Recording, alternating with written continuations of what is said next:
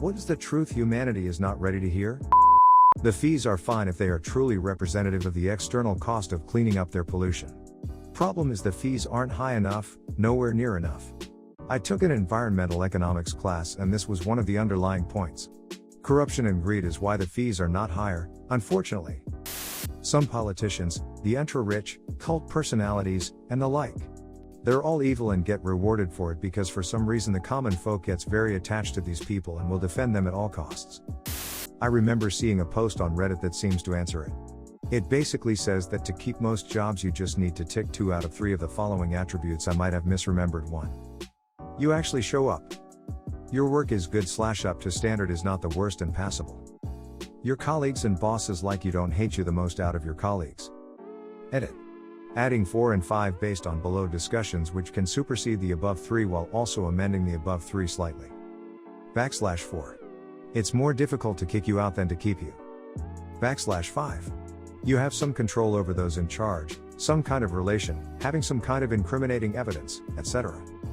I know several people who are simply employed, because nobody bothers to fire them. Most team leads have absolutely no incentive to go through all that trouble, it's not their money after all. If you keep a low profile and don't cause extra trouble, you can get away with complete incompetence. Well, I know why some of my colleagues were previously kept in the job, thought ticking at most 1 if you're being very, very generous, of the above. They were kept so company can obtain some grant that they otherwise might not be able to. From the financial POV, there is an obvious benefit. Or just check the 4th box, that is, the company has a high turnover and not many people apply. I worked at Jimmy John's and there was this awful girl who worked there and everyone hated her. She was horrible at her job, and she was always late. But they just couldn't fire her because not enough people worked there.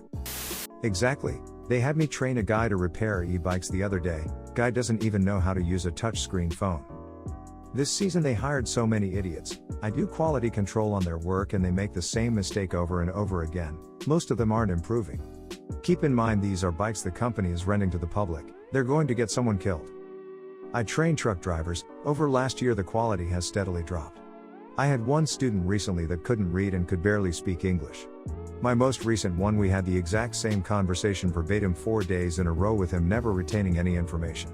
I kicked him off my truck after he drove on the wrong side of the road and said I don't see any cops or trucks after I told him to drive on the correct side. These people are trusted to handle 80,000 pounds missiles at highway speeds. In my case, I know exactly how they got there. I was on the panel that hired them. They lied and greatly over-embellished in their interview about their abilities, and was overall an acceptable personality. 6 months later, they put forward horrible performance, and straight up would not take on responsibilities the director gave them, would not speak during meetings that they were in charge of, and avoided all contact with other staff. My real wonder is how that person was able to pass probation while being such a bad employee overall. I've seen people let go on their last day of probation that were great performers and team players because they didn't fit well with the team. I have no idea why people take resume/stated abilities at face value. Have done plenty of interview where a bit of drilling down into details, and not letting the interviewee switch topics, expose the fact that they were embellishing or flat out lying. Strangely, I've noticed that junior staff were able to spot embellishing easier than senior staff. Senior staff seem to consider it rude to force the interviewee into much detail. Thank you. I'm going to tell my daughters this right now. I have gotten myself into far too many awkward work situations because I have no poker face, and are you fucking kidding me? Face is too easy to read. I feel that pain. My tell is how my eyebrows are arranged on my face. Too high means am I actually seeing/hearing this ish? Too low confirms that I am in fact seeing/hearing this ish. Take it a step further, there's a good chance that humans simply don't have the capacity to fully understand the universe. A monkey will never be able to comprehend calculus, macroeconomic theory, or how a car works. It makes sense that we too have an intellectual ceiling that will prevent us from ever understanding how the universe works. Not exactly a good comparison, though. Monkeys don't have additive knowledge over generations, humans do. We have language that lets us communicate and teach abstract concepts easily, and we can easily record information for later reference. We're not any different from people who lived hundreds or thousands of years ago, we're just better educated and society has had time to build more stuff for us. We're also getting better at these things all the time, with smartphones and crazy search algorithms that put all sorts of data at your fingertips. Every new genius has access to more data and better tools. I really believe the sky's the limit for humanity, but we've probably only got one shot. If we fuck it up badly enough, I don't think there's enough easily accessible energy for a new industrial revolution. Monkeys don't have additive knowledge over generations, humans do. They do. Not much, not very fast, not very advanced, but it is now known that they do, at least some species, and certainly the great apes do. For example, they teach hunting techniques, how to break open fruits and nuts. The great apes are more fertile in that way, and apes that are taught to sign will often teach it to their kids. Wild bonobos and chimps, despite being quite similar, have different cultures, and I think there was an example of a troop of chimps having bonobo culture. And those are all very cool things that those monkeys and apes can do, but they're not the same as what I'm talking about. They teach things like hunting and opening fruits and nuts by demonstration.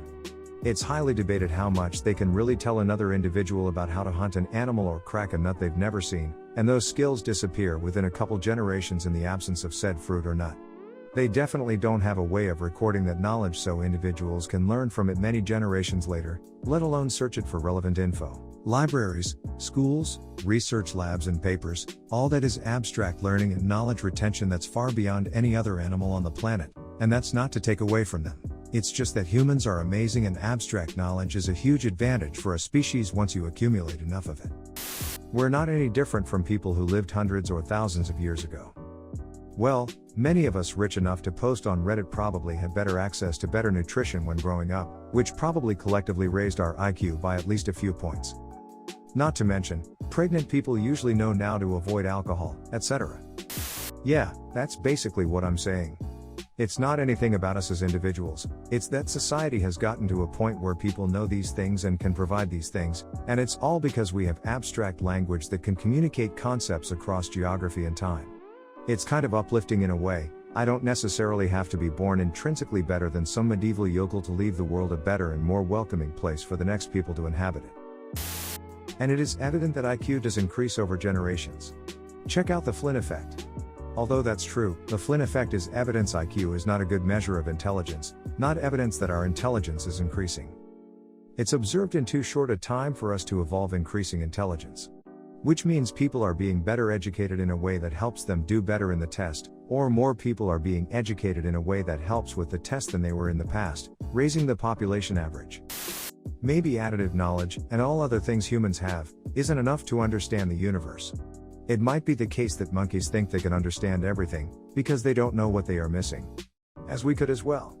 Additive knowledge surely helps a heap with understanding a lot of things, but maybe we, as monkeys, miss some feature or capacity to truly understand everything. You don't know what you don't have. That's what I'm saying, though, is how would they? We've taken all the easy oil and coal. You can't bootstrap an industrial revolution without some kind of accessible energy, and we've used anything you can find or get it without huge machinery.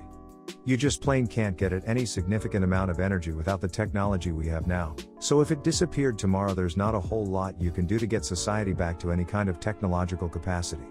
Water wheels and wood fires will only get you so far. This is the key problem. If we suffer a global collapse of society as we know it, then that is the ball game, folks. In no uncertain terms, we have one shot to uncover the next stage of tech that allows us to become a high-energy interplanetary capable species, which can outrun the damage it has done to its own planet. Or we are fucked. Those are outcomes. I don't think what we know now is negligible though.